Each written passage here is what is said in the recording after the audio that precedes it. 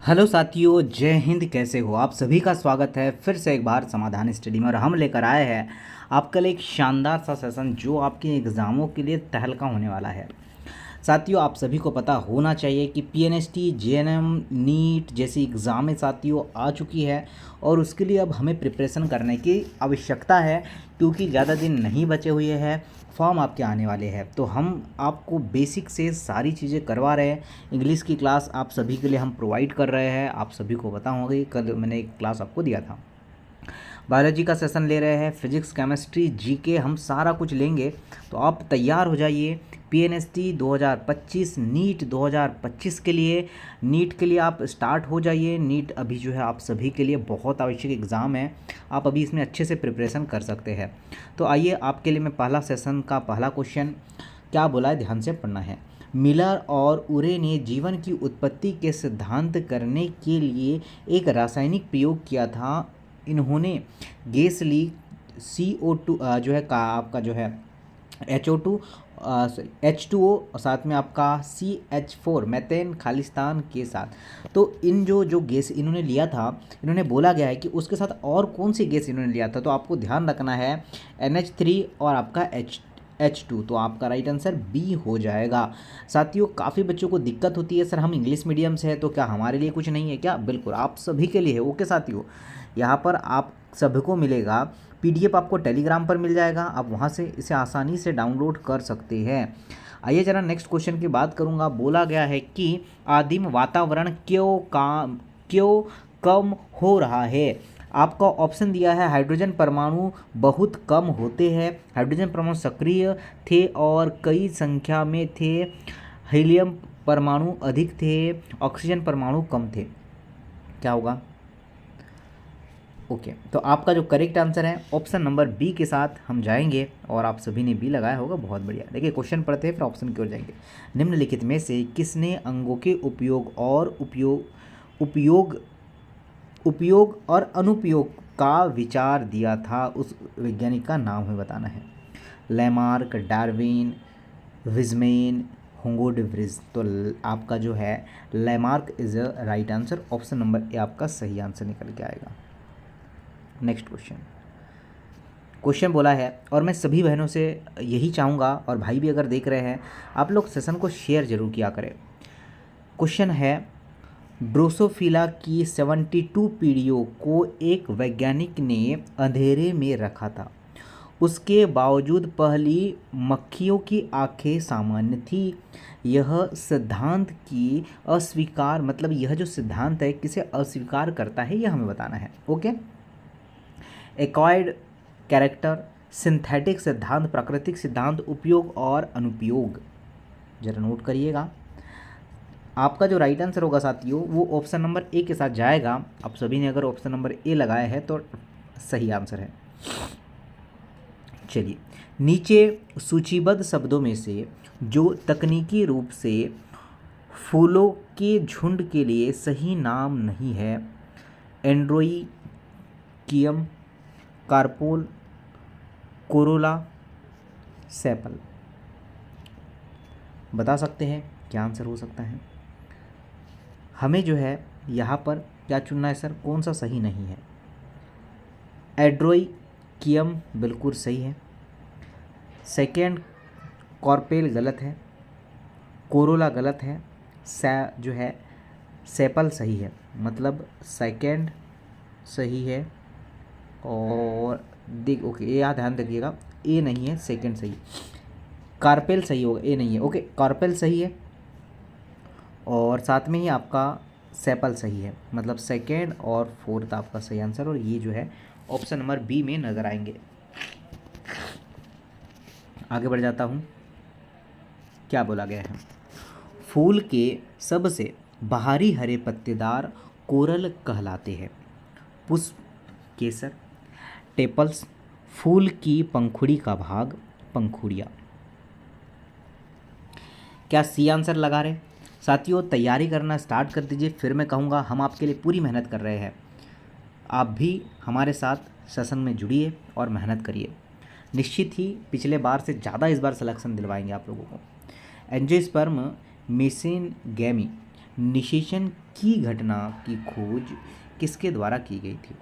नवाशिन, स्ट्रॉसबर्ग, कल्टर और चेम्बरलिन, स्वेडेनबर्ग। क्या हो सकता है? आपका करेक्ट आंसर होगा साथियों ऑप्शन नंबर बी, स्टेनबर्ग। आगे चलते हैं। एक की बात कर रहा है, देखिए क्या बोला गया है। अंडा उपकरण में शामिल है। अंडा और ध्रुवीय नाभिक, अंडा और प्रतिपादक कोशिका, अंडा, अंडा और निर सिरजी। बताइए क्या हो सकता है? आपका जो करेक्ट आंसर होगा बिल्कुल ऑप्शन नंबर डी के साथ ही हम जाएंगे और डी ही आपका सही आंसर निकल के आएगा। आगे बढ़ते हैं। देखिए इस तरीके से बड़े बड़े क्वेश्चन भी आपको एग्जाम में देखने को मिलेंगे। चलिए मैं हिंदी में बता देता हूँ क्वेश्चन। कीट परागण के लिए फूल के आकार का एक रोचक सं, संशोधन कुछ आर्किड में होता है, जिसमें एक नर कीट अपनी प्रजाति की मादा के लिए आर्किड फूल पर पैटर्न का स्खलन करता है और इसके साथ ही सहवास करने की कोशिश करता है। इससे फूल परागण होता है। इस घटना को क्या कहते हैं? इस घटना को क्या कहते हैं आप सभी लोग बताइएगा। तो देखिए क्या बोलेंगे, शूडो कोपुलेशन कहेंगे। ओके, आपका डी आंसर सही हो जाएगा। इतना बड़ा क्वेश्चन है और एग्ज़ाम में तो आएगा ही, तो बनना तो चाहिए सर। नेक्स्ट क्वेश्चन आपकी स्क्रीन पर है। मधुमक्खियाँ कृषि के लिए महत्वपूर्ण है क्योंकि वे क्या करते हैं? मोम का उत्पादन करती है, शहद का उत्पादन करती है, परागण को रोकती है, परागण करती है। क्या आंसर निकल के आएगा ज़रा नोट करके बताना हमें कि मधुमक्खियाँ कृषि के लिए महत्वपूर्ण क्यों है? क्योंकि साथियों यह जो है परागण करती है सर। तो डी आंसर सही हो जाएगा। करेक्ट है, एग्जैक्ट सही लगाया आप लोगों ने। बीज के अंकुरण के लिए गैर आवश्यक होगा। बीज के अंकुरण के लिए गैर आवश्यक है रोशनी, पानी, हवा, तापमान, टेम्परेचर। ओके, तो light is right answer, option number A. एक बार सभी लोग थम्स अप करिएगा, जितने साथी जुड़ रहे हैं लगातार आप लोग कमेंट्स कर सकते हैं कमेंट बॉक्स में। दोहरा निषेचन की विशेषता है, जो दोहरा निषेचन होता है उसकी विशेषता क्या है? टेरिडोफाइट्स, जिम्नोस्पर्म और एंजियोस्पर्म, ब्रायोफाइट, आवृतबीजी। नोट करके बताइए हमें। तो साथियों आपका जो करेक्ट आंसर है, क्या आवृतबीजी है क्या? बताइए। Angiosperm is a right answer. बहुत बढ़िया जिन्होंने लगाया है। आज आपको 20+ क्वेश्चन करवाऊंगा, आपको बताना है कि आपने कितना क्वेश्चन सही किया है। Next question. हरे नारियल का दूधिया पानी है, तरल चालजा, तरल भ्रूणपोष, तरल न्यूक्लिय और एंडोस्पार्क। जी हाँ, क्या हो सकता है बताना मुझे। तो आपका राइट आंसर है बच्चा liquid endosperm, option number B is the right answer. Next. एक सामान्य एंजियोस्पर्म के गेमेटोफाइट्स की कौन सी कोशिका निषेचन के समय द्विगुणित होती है? फर्टिलाइजेशन की यहाँ बात कर रहा है। आप ध्यान से क्वेश्चन को समझकर आंसर करना। एंटीपोडल सेल और सिंजिट्स, माध्यमिक नाभिक झिल्ली, secondary nucleus is the right answer. B वाले बच्चे बिल्कुल सही है, जिन्होंने बी लगाया भाई बल्ले बल्ले है आप लोगों का, बिल्कुल सही आंसर किया आप लोगों ने। आगे बढ़ते हैं सर, देखिए नेक्स्ट। 8 न्यूक्लियाइड भ्रूणकोश खालिस्तान होता है। Tetrasporic, bisporic, monosporic. दिए गए सभी विकल्प सही है। नोट करिएगा कि ए बी सी सही होगा, डी आंसर बिल्कुल राइट है। नेक्स्ट क्वेश्चन,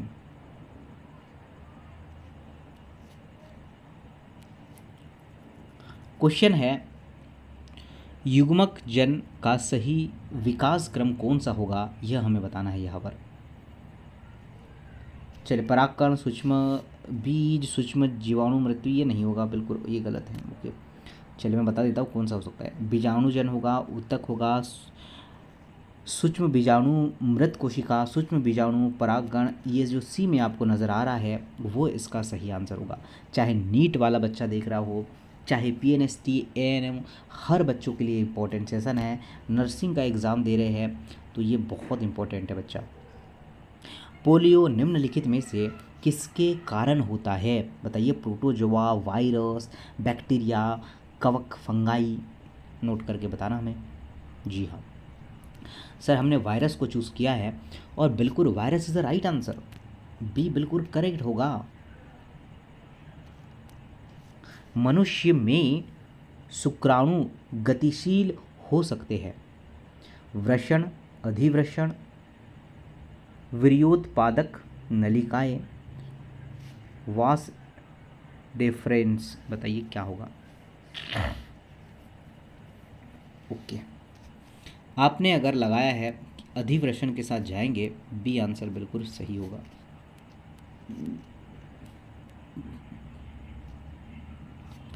माचिस की रगड़ने वाली सतह पर चूर्णित कांच और थोड़ा लाल खालिस्तान कहलाते हैं। Phosphorus, silicon, arsenic, option number D सुरमा, जिसे हम लोग एंटीमनी कहते हैं। चलिए बताते चलिएगा सारे साथी। आपको पता है, अगर माचिस की बात की तो माचिस में तो सर फास्फोरस होता है, बिल्कुल। अब आपको बताना है कि परमाणु क्रमांक कितना है भाई साहब फास्फोरस का। एक कमेंट बॉक्स में सिंपल सा कमेंट्स करना है आप लोगों को। और सेशन में क्वेश्चन कैसे लग रहा है ये बताइए हमें। बहुत साथियों छानबीन के साथ हम चीज़ें निकालते हैं आपके लिए जो सिलेबस के अकॉर्डिंग है। मानव माधवों में अर्धसूत्रीय विभाजन द्वितीयक कब तक पूरा नहीं होता है। जन्म, निषेचन, गर्भाशय, आरोपण, तरुणाई, बोलिए क्या बी के साथ चले जाएंगे आप लोग। निषेचन फर्टिलाइजेशन इज राइट आंसर। अगर फर्टिलाइजेशन लगाया है आप लोगों ने तो बिल्कुल सही होगा।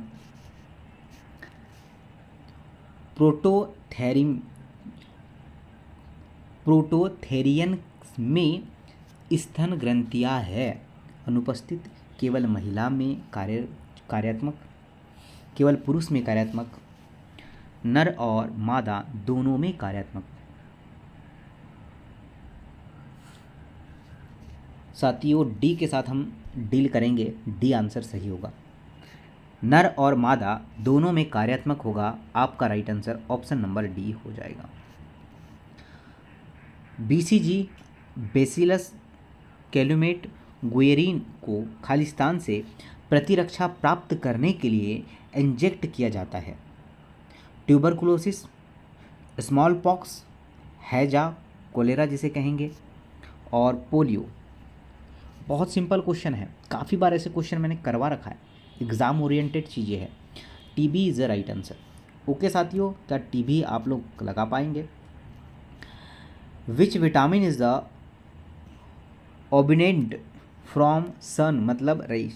आपको क्वेश्चन में बोला गया है कि कौन सा विटामिन है जो सूर्य से प्राप्त होता है। बहुत अच्छा क्वेश्चन है और अमूमन ऐसे क्वेश्चन एग्जाम में आएंगे ही। Vitamin D, K, C, A।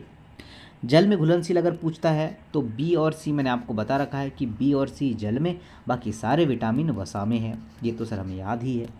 तो विटामिन D हमें प्राप्त होता है। ओके, बिल्कुल सर सही कहा आपने। विटलाइन झिल्ली खालिस्तान अंडे की झिल्ली होती है।